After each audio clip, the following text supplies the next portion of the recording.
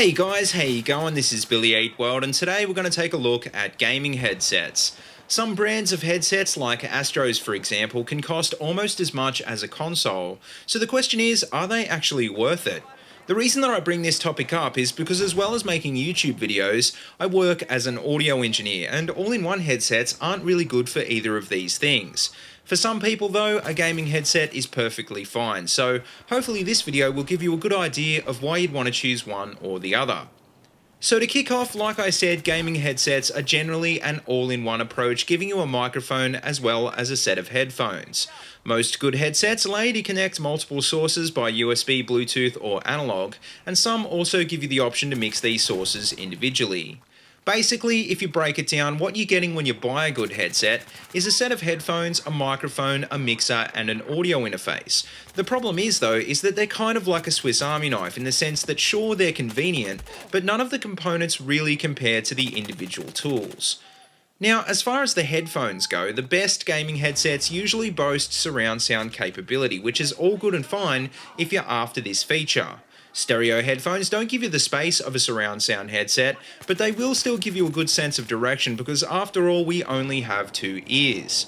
The problem with surround sound though is that generally speaking, to achieve this effect you need multiple drivers, which have to be smaller to fit into a set of headphones. What this means is that a good set of stereo headphones will almost always give you a better bass response than a surround sound headset, which most people would say makes them sound a lot better.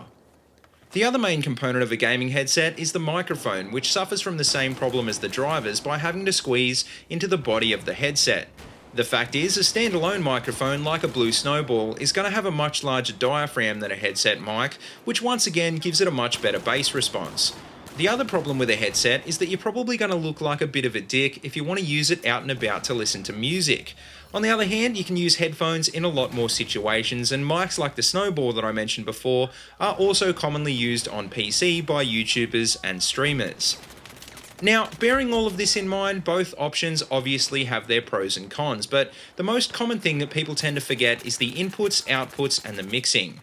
The reason this is important is because most people just buy a headset designed for their particular platform, which may or may not work with other platforms. What I and a lot of YouTubers do to get around this is use a separate mixer to route all of our sources, which in my case includes a TV output, the chat output from my PS4 and my PC. This is obviously a lot more complicated to set up than a headset, but it allows you to mix and record all of the different sources independently, which is really important if you want to make videos or live stream. The other thing that I should probably mention here is that there's a big difference between consumer level and professional level equipment. Gaming accessories in general look and feel pretty plasticky, and on the other hand, even a cheap mixer or a cheap set of studio headphones is going to be a lot more rugged. Studio headphones are also going to give you a flat response, which means that you're going to hear close to what the sound engineer intended the mix to sound like. On the other hand, consumer level headphones like Beats or gaming headsets usually hype up certain frequencies, which basically is like a preset EQ setting that you can't change even if you hate it. Now, to finish up, to give you a quick idea of how much the two options cost in comparison, well, in Australian dollars, a high-end gaming headset like the Astro A50s will set you back around $400.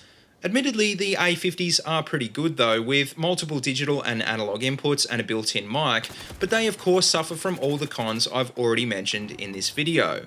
On the other hand, the studio headphones that I use are a set of Sennheiser HD280s worth about $180, the mixer is a Behringer Xenix Q502 worth about $90, and a mic like the Blue Snowball will set you back about $100. Altogether, that's only $370, which is cheaper than the Astros and will give you a much better sound and a lot more versatility. If you already own a PS4 camera or a Kinect, well, you could probably even knock off the cost of the mic, and there's also plenty of other headphones out there that cost a lot less money. You don't even have to buy a mixer if you don't want to plug in multiple sources, but if your setup does change at a later date, well, you're not going to have to go and spend a lot of money for a whole new headset. If you're someone who still prefers the all-in-one approach though, then I can understand why you decide not to bother with a complicated setup like this. At the end of the day, it comes down to what you need as a gamer and what you think you'll need in the future, but hopefully now you can see that there is an alternative out there if you want a few more options. But anyway guys, that just about wraps up this video, so let me know what you think in the comment section below, and as always, if you like what you see, don't forget to like, comment and subscribe. Also, check out the links in the description below if you want to see more of my videos, or if you'd like to support my channel on Patreon. And until next time, see you later, and have a good one.